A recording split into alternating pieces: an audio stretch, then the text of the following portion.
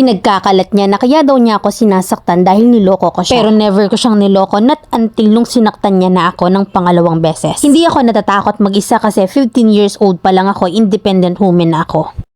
27 na ako at nasa 30s naman siya. Masaya kami noon hanggang sa magkaanak kami ay masaya pa rin naman kami. Princess treatment ako sa kanya not until mag 1 year old yung anak namin. Doon na siya nag-start bumalik sa bisyo niyang sabong and alak. Hanggang sa nasasaktan na niya ako physical. Sa unang pananakit niya, inintindi ko pa na baka nga mainit lang talaga yung ulo niya that time. Pero after a month naulit na naman, so may mali na. I've always wanted to have a perfect family para sa anak namin. Kasi ayoko maranasan ng anak ko yung broken family gaya sa akin. Pero siya ang nagtulak sa akin para iluyo yung sarili ko sa kanya. Kahit pigilan ko man yung sarili ko, hindi na maibabalik yung love ko. Tinuruan ko siya ng leksyon, nagpapilab ako kineme for kilig and intentional. Na gusto ko lang malaman niya yon. Hanggang sa ayun na nga nalaman na niya and akala ko magbabago na siya after nun. Pero pang third time na pananakit na niya yon sa akin at tinanggap ko yon kasi sabi ko deserve ko naman. Pero no kiss, no touch naman ako sa guy na yon. Akala ko last na yung pananakit niya na yon, pero may pang-apat pa pala na mas malala pa na wala namang dahilan para saktan ako. Inuntog niya yung ulo ko, nagkabukol, sinakla ko at sinipa. Muntik pang sakin ng kutsilyo at basagan ng bote sa ulo ko. Na worst part pa, isa harapan ng anak naming 2 years old lang. Na yun ay dahil lang sa sobrang kalasingan niya. Pagod na rin akong marinig na nagsisisi siya kasi paulit-ulit lang naman yung ginagawa niya. Hindi ko na yun natiis hanggang sa nag-fade na talaga ng tuluyan yung love ko sa kanya. Na ayoko sanang mawala yung feelings ko sa kanya para sa anak namin kaso mukhang hindi talaga siya magbabago. And kawawa yung anak namin kapag lagi kaming nakikitang gano'n. Hindi agad ako bumitaw, nagstay ako sa kanya kasi pandemic that time at wala akong pamilya dito sa Manila. Kasi taga Mindanao ako and gusto ko masigurado pag aalis ako yung okay na siya at matauhan siya na hindi ko na talaga siya mahal. Araw-araw kong sinasabi sa kanya na hindi ko na siya mahal, lagi niyang sinasabing magpapakapatay siya. Na which is naniwala naman ako. Kasi nga hindi na siya nagkakakain, hindi na rin natutulog at gusto niya na akong i-win back. Ang dami niyang effort and for the first time may mga pa-bouquet flowers galing sa kanya. Pero imbes na kiligin ako naiinis ako at pinagtatawanan ko yon na ikinalulungkot naman niya. Nandidiri na rin akong dumikit sa kanya o kahit dampi lang ng balat niya sa akin ay lumalayo na ako sa tabi niya. Na para bang may nakakahawa siyang sakit. Naaawa naman ako sa kanya dahil gano'n na yung trato ko sa kanya pero pumapasok sa isip ko yung mga nagawa niya sa akin. Wala na rin nangyayari sa amin at hindi naman niya ako pinipilit kasi hindi naman siya gano'n kalibog na tao. And alam niya talaga na ayoko nang talaga kahit anong pilit niyang balikan ko siya. Hanggang sa hindi ko na kinakaya yung ginagawa niya kasi sa tuwing tulog ako binibidyohan niya yung private part ko. Siguro dala na rin ang sobrang tigang niya sa akin. Ang buwan ko na rin kasi siyang hindi napapagbigyan and na-discover ko lang yun kasi pinakalaman ko yung cellphone niya. Pero di ko yun sinabi sa kanya kasi ang awkward. Gumawa na lang ako ng way para makalis kami kaagad at sinama ko yung kapatid ko tsaka yung anak ko and nakahanap agad ako ng work. After ko siyang iwan ay 1 year din siyang bitter at pinagkakalat niyang kaya niya daw niya ako sinasaktan. Dahil niloko ko siya pero never ko siyang niloko not until nung nasaktan niya na ako ng pangalawang beses. 5 taon din kami magkarelasyon at ngayon nga ay 3 taon na kaming hiwalay. Gusto ko lang i-share yung kwento ko para sa mga babaeng nagtitiis sa ganong treatment. Hindi ako natatakot mag-isa kasi 15 years old pa lang ako, independent woman na ako. Pag alam nyong hindi tama, wag na kayong magtiis. Oo, kawawa yung anak nyo pag naghiwalay kayo pero mas kawawa yung anak nyo pag nakikita kayong nag-aaway at nagpipisikala. Dahil may epekto yon sa kanya paglaki niya. Masaya na ako ngayon and I'm hoping na sana masaya na rin siya at sana kung magkaroon man siya ng bago. Sana natuto na siya. Salamat Mami Len and pasensya na rin sa kwento ko if magulo. Sana'y maintindihan nyo. Letter sender, Kayla ng Mindanao.